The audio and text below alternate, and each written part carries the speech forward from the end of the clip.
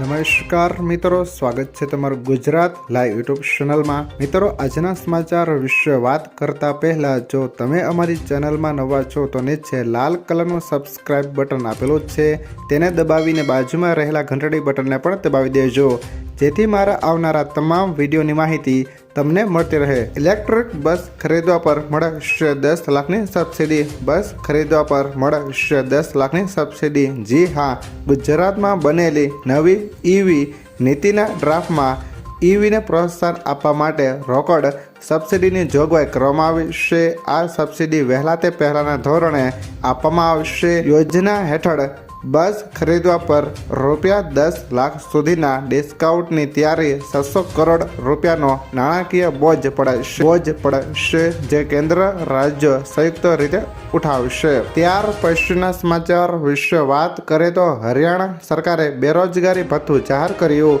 હરિયાણામાં સરકારે બેરોજગારી ભથ્થું જાહેર કર્યું છે, જેમાં પાસ થનાર લોકોને દર મહિને ₹1200 આપવામાં આવશે, જ્યારે ગ્રેજ્યુએટ થયેલા લોકોને દર મહિને ₹2000 આપવામાં આવશે અને પોસ્ટ ગ્રેજ્યુએટ થયેલા લોકોને સરકાર તરફથી દર મહિને ₹3500 આપવા માટેની જાહેરાત કરવામાં આવી છે। ત્યાર પછીના સમાચાર વિશે વાત કરીએ તો ભારે વરસાદને પગલે ખેડૂતોને નુકસાનમાં સહાય ચૂકવાશે।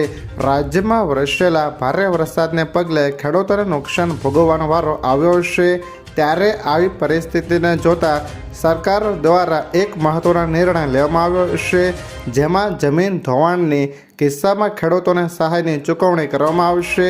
ત્યારે મુખ્યમંત્રીની સૂચનાથી રાઘવજી પટેલ જમીન ધોવાણની જાતે માહિતી મેળવશે।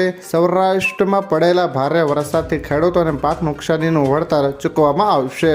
ત્યારબાદના અગત્યના સમાચાર વિશે વાત કરીએ તો જન્માષ્ટમી પહેલા રાશન કાર્ડ ધારકોને ભેટ। અંત્યોદય અને બીપીએલ પરિવારો માટે મોટો નિર્ણય લેવાયો છે।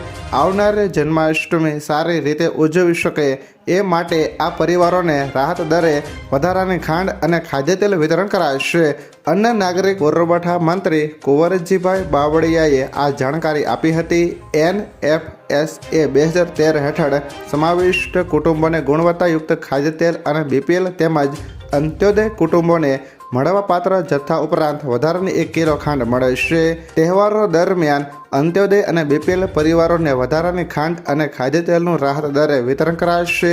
પ્રધાનમંત્રી ગરીબ કલ્યાણ અન્ન યોજના અંતર્ગત ઓગસ્ટ 2024 માર્ચના ઘઉં, ચોખા અને શ્રી અન્ન, બાજરી અને જુવારનું વિનામૂલ્ય વિતરણ।